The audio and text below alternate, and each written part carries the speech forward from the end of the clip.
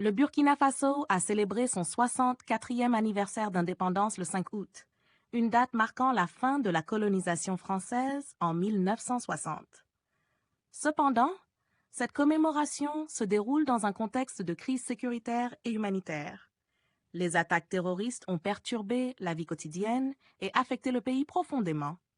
Lors de la cérémonie, Mathias Traoré, secrétaire général du gouvernement burkinabé, a exprimé sa gratitude envers les forces de défense et de sécurité engagées dans la lutte pour un Burkina Faso souverain. Il a encouragé les citoyens à soutenir cette lutte pour une indépendance véritable, souhaitant une bonne commémoration à tous.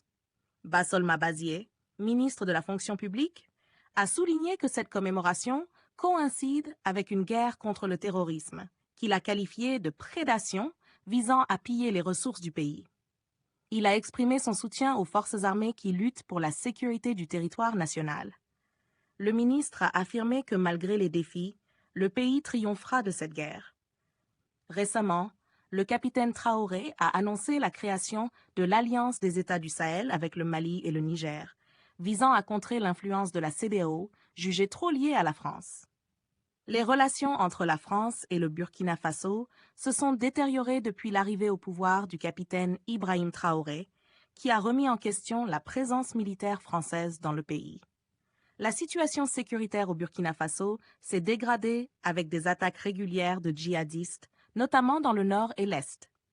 Cette crise a entraîné le déplacement de plus de 2 millions de personnes, provoquant une crise humanitaire majeure. Selon le HCR, de nombreux réfugiés fuient vers le Niger en raison de la violence persistante. Les Nations unies ont exprimé leurs préoccupations face à l'augmentation des attaques contre les civils, notamment ceux déplacés à l'intérieur du pays. Des groupes armés, y compris l'État islamique, intensifient leurs opérations, rendant la situation encore plus alarmante. Le Burkina Faso, anciennement Haute-Volta, a connu un parcours historique complexe. Créé en 1919, ce territoire a été réorganisé à plusieurs reprises avant d'accéder à l'indépendance en 1960. En 1984, le pays a adopté le nom de Burkina Faso, symbolisant une nouvelle identité nationale. N'hésitez surtout pas à liker si vous avez trouvé ces informations utiles.